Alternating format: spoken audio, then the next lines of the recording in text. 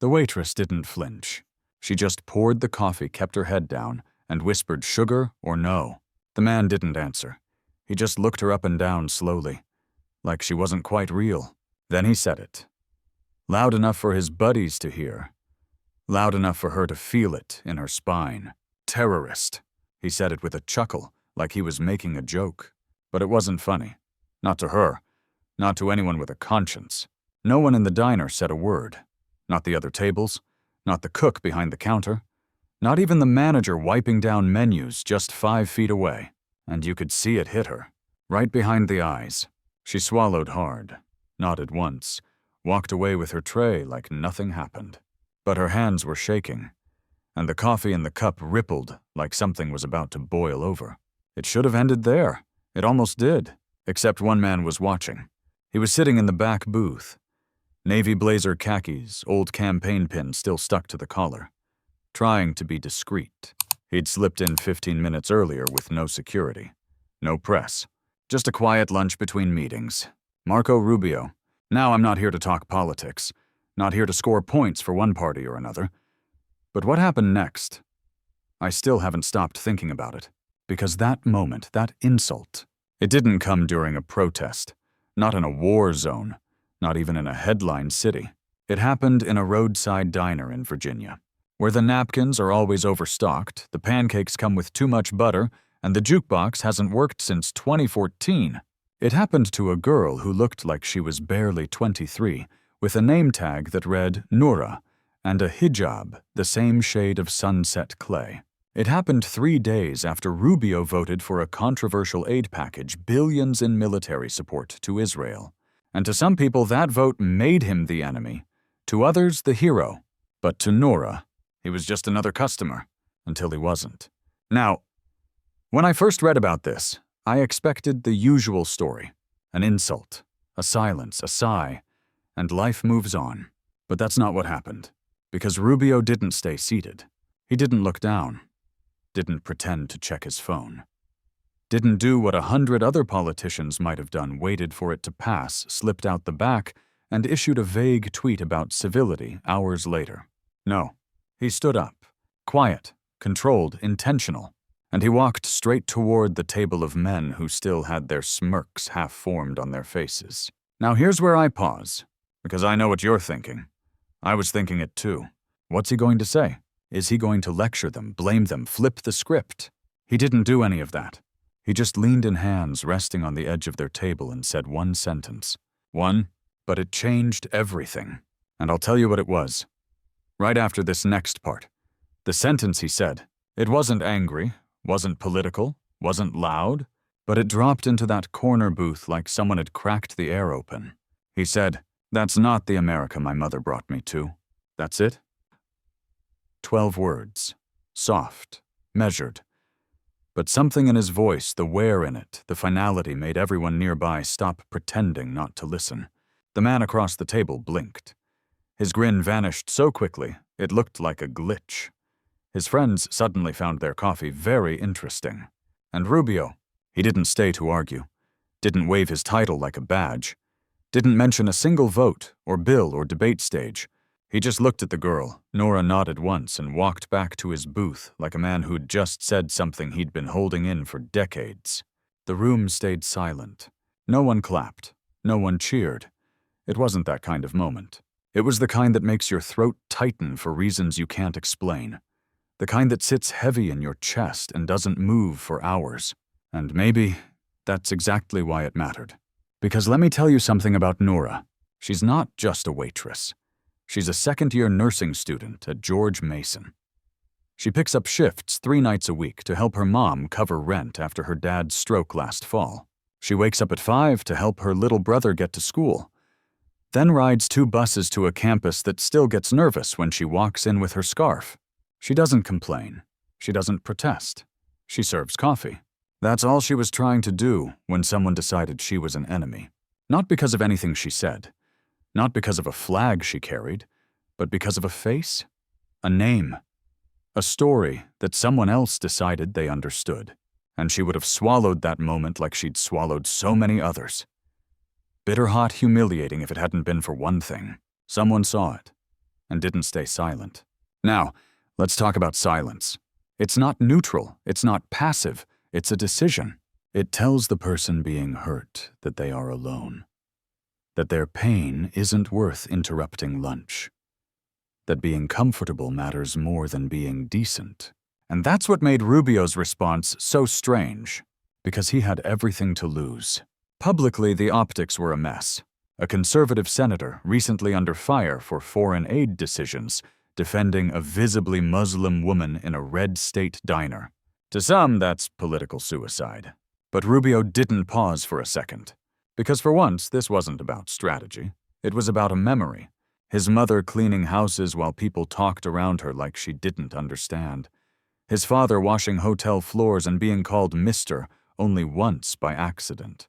He'd heard those tones before, seen those glances, felt what it's like to be both useful and invisible. So when he saw Noura flinch, when he saw her grip that tray like a shield, he wasn't just watching her story. He was reliving his own. And maybe that's what finally moved him. 'Cause you can't legislate that.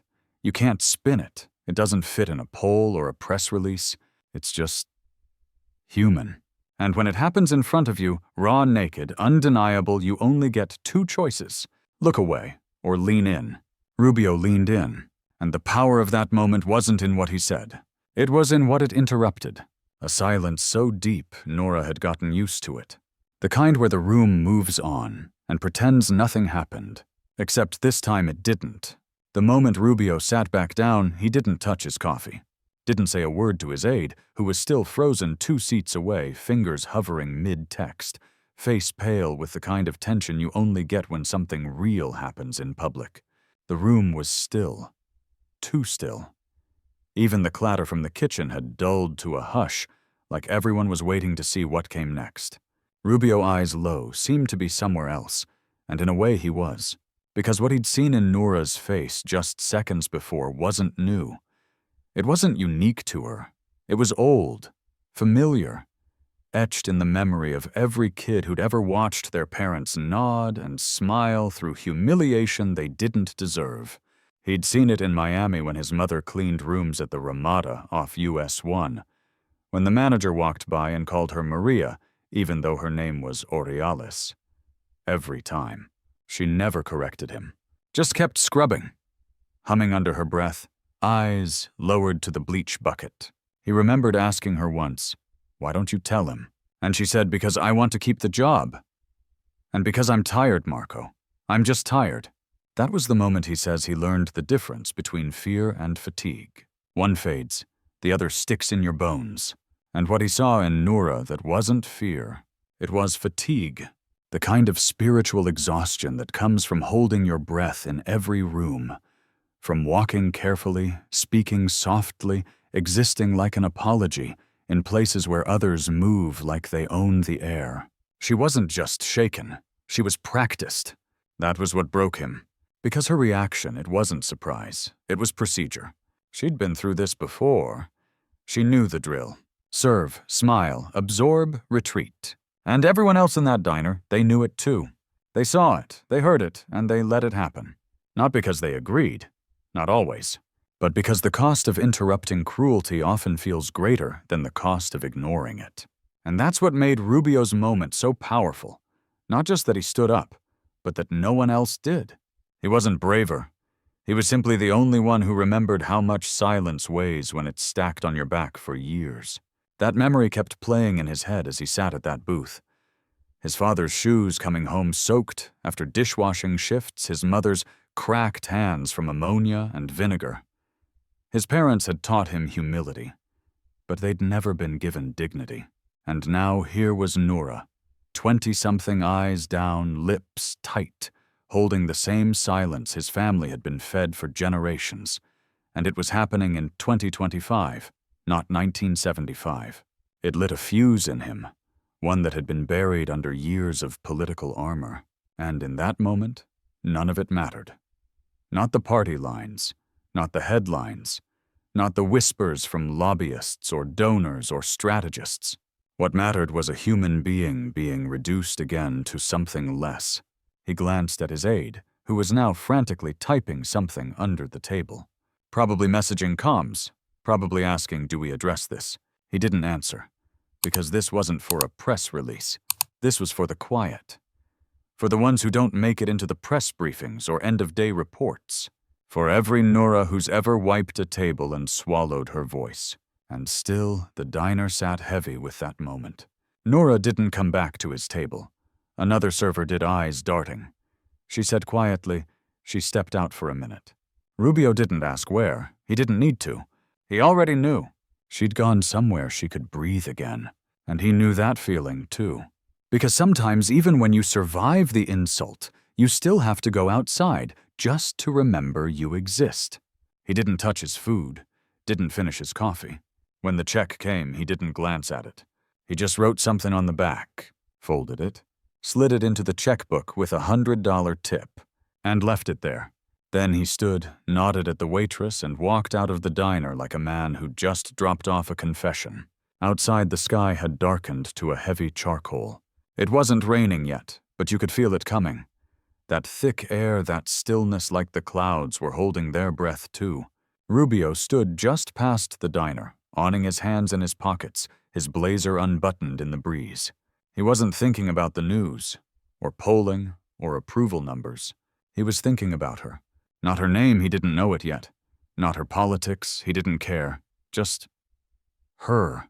The way she stood there. Back, straight, shoulders tense, trying to look smaller in the middle of a room that already acted like she didn't belong. He knew that posture. He'd seen it in his cousin's kids when they first came to the States and had to sit in classrooms where no one could pronounce their names. He'd seen it in his own reflection in the early days, on the campaign trail when he walked into rooms of donors who smiled too wide and called him Mark. Always Mark, never Marco. He didn't correct them. Just like Nora hadn't corrected the man who called her a terrorist. Because some insults aren't meant to start arguments. They're meant to erase you. And surviving that without folding is its own kind of strength. He wondered what she was thinking now. Where she'd gone.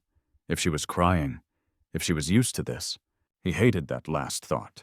He hated that a young woman born decades after his own battles was still fighting the same ghosts with newer names. Inside the diner, his aide was still at the table, murmuring into his phone. Across the street, cars passed. A family walked by with balloons. Life moved on. But he didn't. Not yet. Because this wasn't finished. He pulled out his phone, opened notes, typed a single line. People will forget the vote. They'll remember what I did at lunch. Then he stared at it. Deleted it. Closed the phone. It wasn't about what he did. It was about what she didn't have to endure alone. Not this time. He turned back to the diner, stepped inside. The bell above the door jingled, sharp, high, awkward. Heads turned. He didn't stop. Walked straight past his aide who tried to stand. Walked past the hostess, past the booth where the insult had landed. Past the corner table where two old men whispered something and looked away. And found her. In the back hallway, near the restrooms. Her back to the wall. Arms crossed, eyes red. She straightened when she saw him. Stiff. Guarded. He raised one hand, just a small gesture. Then reached into his coat, pulled out the checkbook. Held it out. She didn't move. So he placed it on the counter beside her. Spoke quietly. I didn't do that for applause. Or cameras. Or spin. She didn't answer. He nodded. Paused. I did it because I remember what it feels like to be in your shoes. Her voice when it came was dry. Low. You don't? He didn't argue. Maybe not exactly, but I remember enough. She looked at the floor. He added gently, I'm sorry for what they said. And I'm sorry no one else said anything.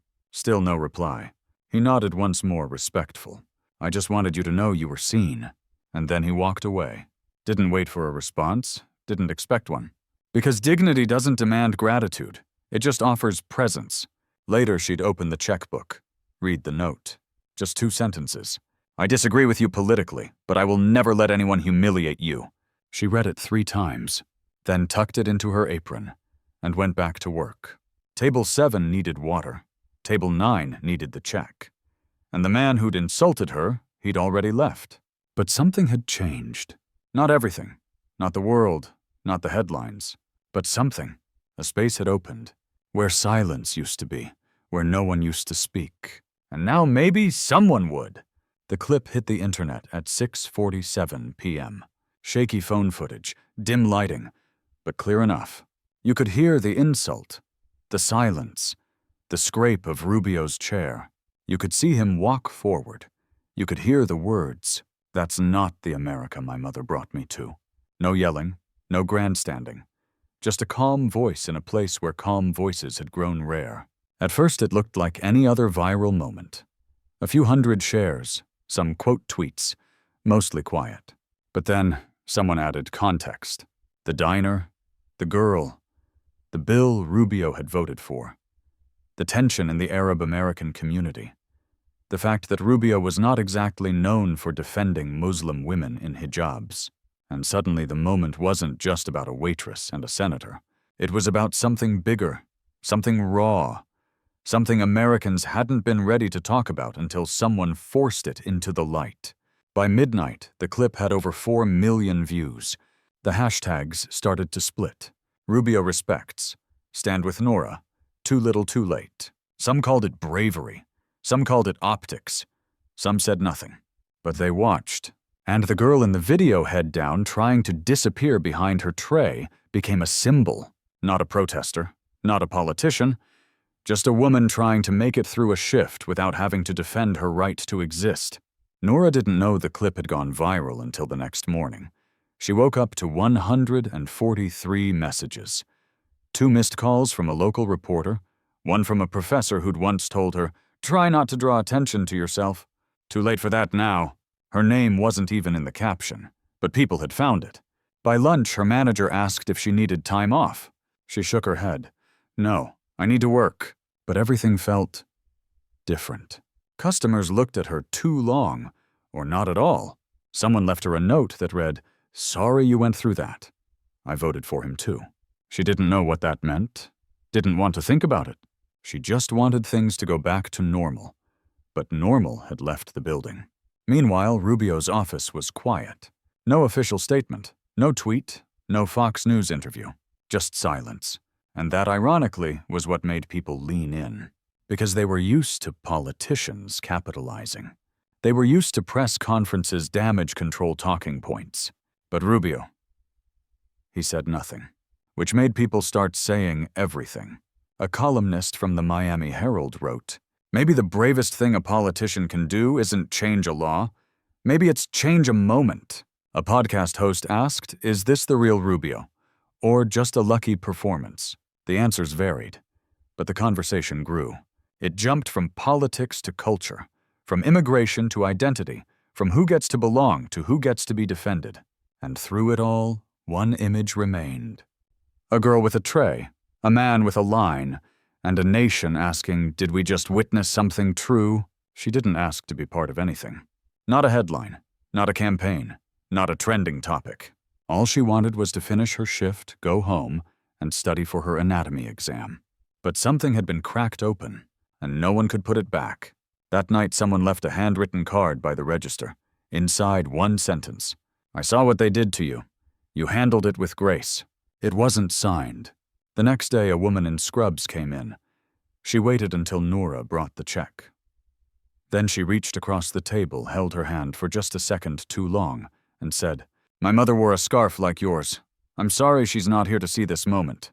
Nora didn't know what to say, so she just nodded, tucked the receipt into her apron, went back to work. But something inside her was changing. Not louder, not bolder, just steadier.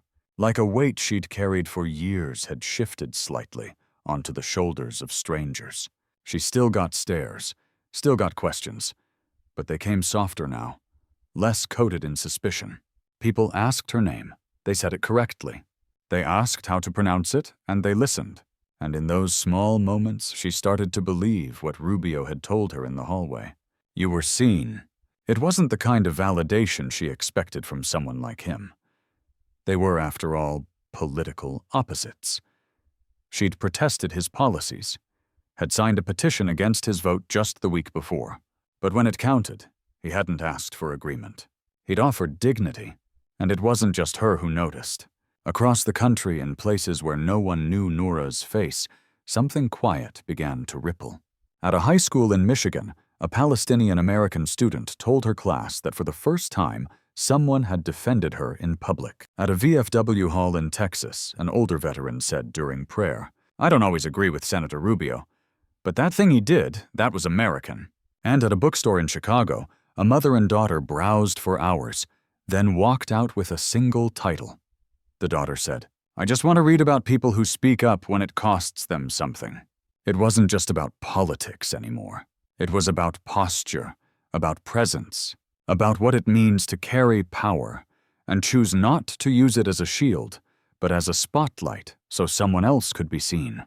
Nora still struggled with the attention. One moment, a classmate she barely knew gave her a hug in the library. The next, a stranger sent her a message online, accusing her of being part of some conspiracy. But even in that mess, she had something she didn't have before. Witnesses. People who had watched the moment and didn't look away. People who said, "That wasn't right. You deserve better. We are better than that." For once, she wasn't explaining her identity to defend it. She was watching others defend it for her. It felt strange. It felt new. It felt good. And then something happened that no one expected. The man who had insulted her came back. Same diner, same table, same blank stare. This time, Nora didn't flinch. She approached like any other server. But before she could speak, he stood, said, "I watched the clip. I was wrong." She didn't respond. Didn't have to. He left a 20 on the table, walked out before she returned with the check. Later that night, she told her mother about it. Her mother smiled softly. "Now you know," she said, "how quickly shame travels when it's exposed to light." The story broke out of its corner. It had started in silence, then rippled through phone screens. Now it was on television. Not as a scandal, not as a gaffe, but as a question. Who do we become when no one is watching? Every major network picked it up by day 3. Cable hosts were split. One called it a rare moment of statesmanship. Another dismissed it as damage control. One commentator said, "The real test of character is what you do when your base isn't looking." Rubio still hadn't made a statement, and that oddly made people pay more attention. A news anchor on public radio said, "In the absence of spin, all that's left is the moment itself." And what a moment it was. Clips of the scene played on loop. No dramatic music, no narration, just that single phrase. "That's not the America my mother brought me to." The line wasn't fancy, wasn't rehearsed, but it resonated. Veterans wrote letters. Churches mentioned it in sermons. Even people who disagreed with Rubio's politics said, "That felt honest." In Florida, his home district phone lines lit up. Some angry, some proud, but most of them personal. People weren't calling as voters. They were calling as humans. A retired janitor left a voicemail. He said, "I was called names my whole life, but I stayed quiet. Seeing someone with power speak up, I cried." In California, a teacher wrote an op-ed. She said, "We need fewer performances and more interruptions. Real ones, in real time." And still, Rubio said nothing. He didn't go on the Sunday shows, didn't post a clip of himself, didn't turn it into a fundraising email, which left the moment to breathe, to settle, to live. In that space, something rare began to happen. People didn't just react, they reflected. A police officer in Pennsylvania started carrying a list of the names of store clerks in his neighborhood. Said, "If I'm going to wear this badge, I better know who I'm supposed to be protecting." A group of students in New Jersey launched a campus initiative called Seen and Named. Their mission was simple. Every time you interact with someone in service, learn their name. Say it back. Say it like it matters. In small towns and big cities, something invisible started to take shape. Not a movement, not a campaign. Just a shift, a tilt in the air. The sense that maybe, just maybe, we were still capable of choosing decency over convenience. And in the middle of it all, Nora kept working. Same apron, same shifts. But now the regulars paused longer at her table, asked questions they hadn't asked before, listened longer when she spoke, and through it all, she kept the note, folded in her wallet, not as a trophy, but as proof. Proof that even in places thick with indifference, one moment of clarity could still pierce through. Washington didn't know what to do with it. They were used to calculation. used to press teams messaging memos and 10-second sound bites carefully planted like landmines. But this wasn't that. There had been no statement, no official press release, no attempt to spin or soften. Just a man in a diner saying a sentence no one had prepared for. And the town was rattled. In the capital, aides whispered about it between committee meetings. Did you see the clip? Was it planned? Why hasn't he said anything? By the end of the week, every major publication had run a headline. Not about policy, not about defense spending, about a single act of decency that no one could quite categorize. Some tried to downplay it, said it was performative, said it didn't change his voting record, said it was too little too late. But those arguments started to fall flat, because people weren't reacting to policy. They were reacting to something older, a hunger for moral clarity. Even the cynics had to admit it. For once a politician had done something that didn't seem tailored for the camera. One congresswoman, speaking anonymously to a reporter, said, "The weirdest part is, I think he meant it." And that shook them. Because in Washington, sincerity is more dangerous than outrage. It's unpredictable, uncontrollable. And Rubio, he didn't play along. He didn't fan the flames, didn't try to capitalize, didn't even change his schedule. He just kept showing up, voting, meeting, walking the halls like nothing had changed. But something had. The whispers followed him now. Not of scandal, not of admiration, of confusion. People didn't know how to box him anymore. Was he shifting? Was this a one-off? Was he trying to rebrand? But the questions revealed more about them than him. Because the truth is, the political machine doesn't know what to do with kindness when it's unprompted. It knows how to market anger, how to monetize division, but it doesn't know how to process a moment of unstrategic humanity. And this moment it wouldn't go away. During a foreign affairs hearing, a protester stood and shouted, "Ask Rubio who gets to be American." She was removed. But the room stayed quiet for too long after. Because the question lingered. And not just in that room.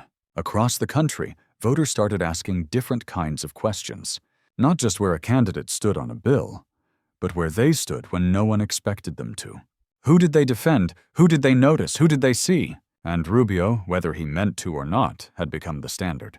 Not of policy, but of posture, of presence, of showing up in a moment that didn't demand it. And it rattled the script. Because once you see that kind of moment, you start looking for it everywhere. And when you don't find it, you notice. That's what the machine fears. Not outrage. Awareness. Rubio didn't expect it to follow him home. But it did. Not the headlines. Not the questions. Not the press. Something deeper. The silence that settles when a moment reshapes you, and you don't know what to do with the version of yourself that walked out of that diner. He went back to Miami the following weekend. Kept a low profile, spent time with his wife, visited his mother. She'd seen the clip. She didn't say much, just watched it once, then turned to him and asked, "Did you mean it?" He nodded. She smiled, nodded back. That was it. But the look in her eyes told him everything. She remembered. The days of being invisible, the long walks to work, the jobs that didn't ask for ID, only silence. She knew exactly what that girl had felt. And she saw maybe for the first time that her son still carried those memories. Later that night, he went to the garage, opened an old box labeled Dad's Things. Inside a stack of pay stubs, a pair of worn work boots, and a note his father once kept in his wallet. "You are not less because you clean. They are less if they forget your name." He held it in his hands for a long time, sat on the concrete floor, listened to the hum of the freezer, and let the noise of the world fade. Because the truth is, the fallout wasn't political. It was personal. For years he had walked a tightrope between two identities, between what he remembered and what he represented.